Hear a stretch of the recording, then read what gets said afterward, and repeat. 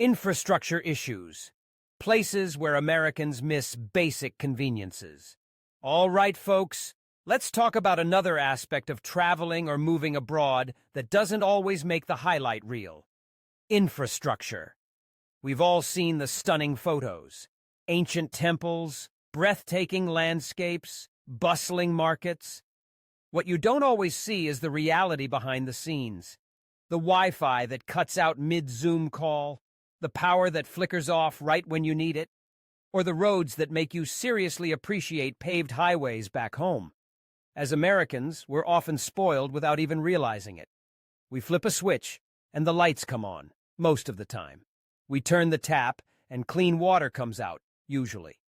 We expect fast internet, smooth roads, and air conditioning pretty much everywhere. These aren't luxuries, they're just normal. Background noise to our daily lives. But step outside the U.S., especially into certain parts of the world, and you quickly realize that these basic conveniences aren't universal. This isn't a knock on other countries, it's simply a statement of fact. Development levels, geography, history, and priorities differ vastly across the globe. And for Americans used to seamless infrastructure, the adjustment can be, well, an adjustment.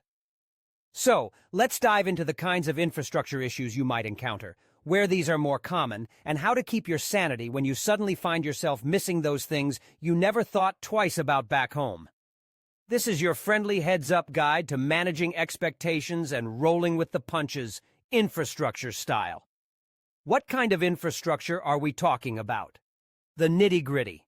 When we say infrastructure, it covers a lot of ground. Here are some key areas where Americans abroad often notice significant differences. Electricity, reliability. Forget uninterrupted power 24/7 in some places. Power outages, blackouts, or scheduled power cuts, often called load shedding, can be a regular occurrence, lasting minutes, hours, or even days. Brownouts, low voltage, can also happen, potentially damaging sensitive electronics. Voltage and plugs. This is a classic traveler's hurdle. Not only do plug shapes vary wildly, requiring adapters, but voltages differ too. U.S. standard is 110 to 120 V. Much of the world uses 220-240 V. Plugging a U.S. appliance into a higher voltage outlet without a converter, different from an adapter, can fry it instantly. Wiring. In older buildings or less developed areas, wiring might be creative. Fewer outlets, questionable safety standards. It pays to be cautious. Water and sanitation. Potable. Tap water. In many parts of the world, you simply cannot drink the tap water safely without boiling or filtering it first. This means constantly buying bottled water or investing in a reliable filter system, a daily hassle we often don't consider. Water pressure and hot water. Low water pressure can make showers less than satisfying. Consistent hot water isn't always guaranteed either. Some systems rely on small point-of-use heaters. Suicide showers, beware, or solar heaters dependent on sunshine. Sewage systems. In some areas, sewage systems can't handle toilet paper. You'll see signs instructing you to put used paper in a wastebasket next to the toilet, something that takes getting used to. Flush toilets might not be the norm everywhere. Squat toilets are common in many parts of Asia and the Middle East. Waste management. Reliable trash collection isn't a given everywhere. Recycling programs might be limited or non-existent. Seeing litter or overflowing bins can be common in some cities or regions. Connectivity. Internet speed and reliability. Forget blazing fast gigabit speeds in many locations. Internet can be slow, patchy, and prone to dropping, especially outside major cities or during peak hours. Data caps might be common and costs can vary wildly. For digital nomads or remote workers, this can be a major challenge. Cell service. While mobile networks are widespread, coverage can be spotty in rural or mountainous areas. International roaming can be expensive, often necessitating local SIM cards. Censorship. In some countries, internet access is filtered or censored by the government, blocking certain websites or social media platforms. Access might require a VPN, virtual private network. Transportation, roads, potholes, unpaved stretches, lack of lighting, chaotic traffic with seemingly optional rules, inadequate signage. Driving or even being a passenger can be an adventure, and sometimes stressful. Congestion in major cities globally can make U.S. traffic jams look tame. Public transit, availability, reliability, safety, and coverage vary hugely.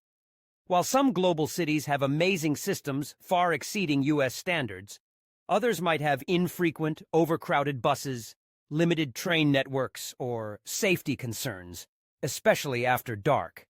Taxis or ride-sharing might not be regulated or readily available everywhere. Air travel.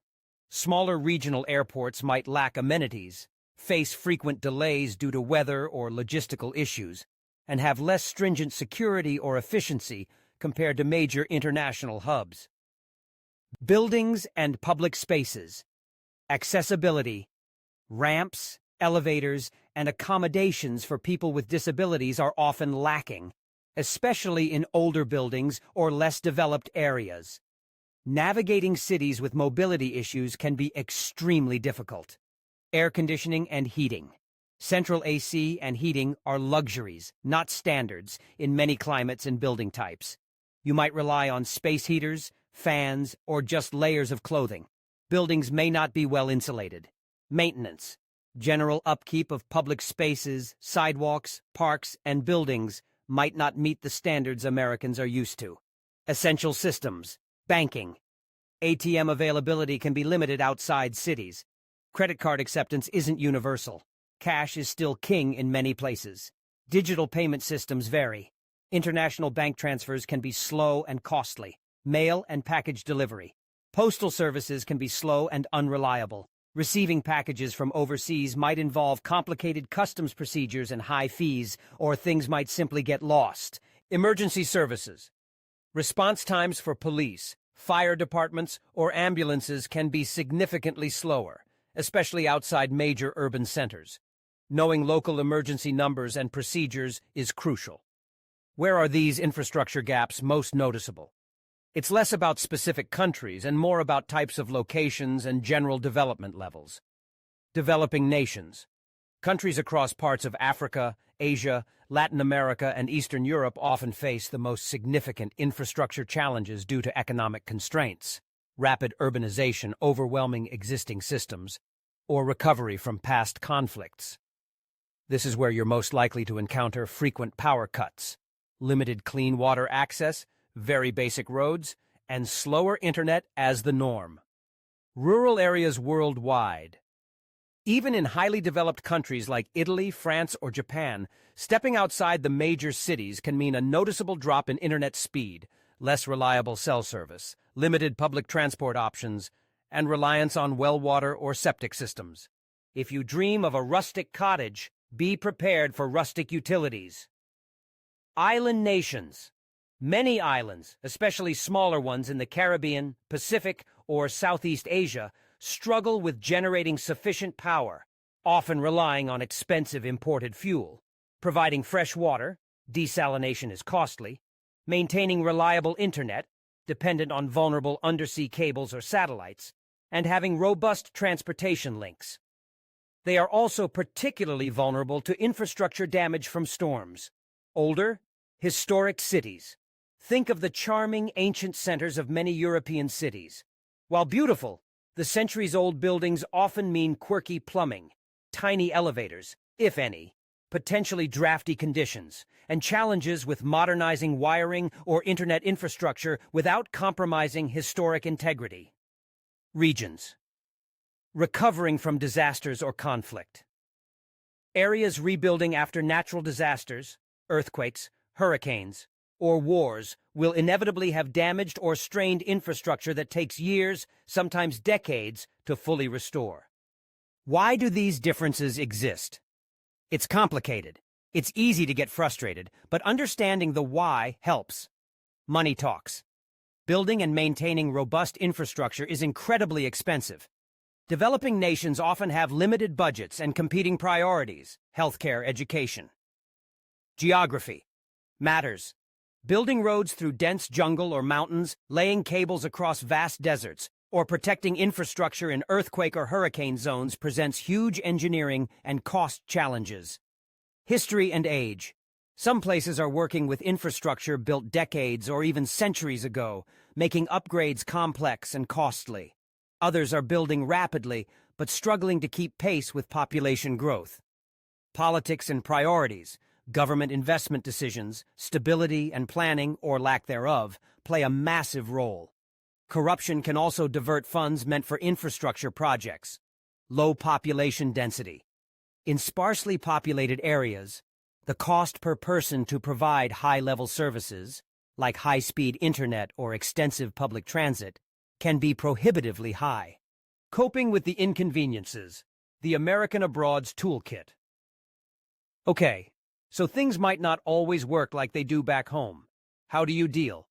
Patience, patience, patience. This is your #1 tool. Things will take longer. Things will break. Getting angry usually doesn't help. Breathe. Adapt. Adjust your expectations. This is crucial. Don't expect everything to function at U.S. standards. Research your destination beforehand. Understand that power cuts might happen, the internet might be slow.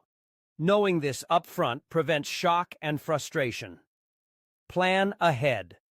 Charge your devices whenever you have reliable power. Download offline maps and entertainment. Have backup power banks.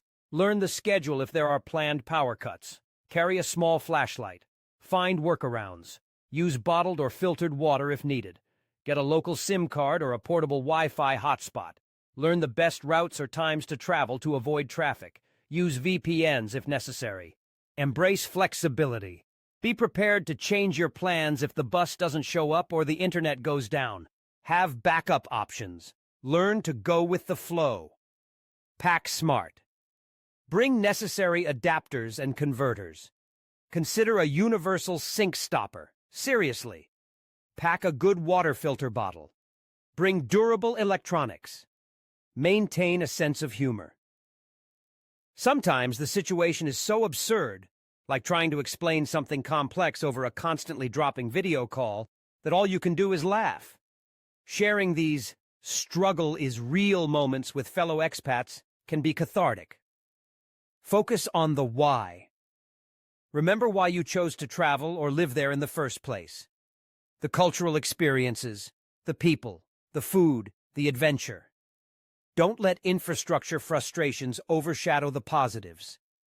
Appreciate what you have. Experiencing these challenges firsthand often gives Americans a profound appreciation for the reliable infrastructure we typically take for granted back home. Is there an upside? Maybe. Living without constant convenience can teach resourcefulness and resilience. It might force you to slow down, connect more with people face-to-face instead of online, or simply appreciate a hot shower or a stable internet connection on a whole new level. It provides perspective. The takeaway traveling or moving abroad is an amazing experience, but it comes with adjustments. Infrastructure differences are a common, practical hurdle for many Americans. Things we consider basic: constant power, drinkable tap water, fast Wi-Fi, smooth roads, aren't guaranteed everywhere. Going into it with realistic expectations, a willingness to adapt, a good dose of patience, and maybe a backup battery pack or two will make the transition much smoother. These inconveniences are part of the package, part of the adventure. They challenge us, they teach us, and honestly, they often make for the best stories later on. What's your experience? Have you lived or traveled somewhere with challenging infrastructure? What conveniences did you miss most from the U.S.? Got any great coping tips or funny stories about dealing with power cuts, wild roads, or dial-up speed internet? Share your stories and advice in the comments below. We can all benefit from shared wisdom and shared laughter. If you found this guide useful, give it a thumbs up, share it with anyone planning an adventure, and subscribe for more real talk about life abroad. Happy and prepared travels.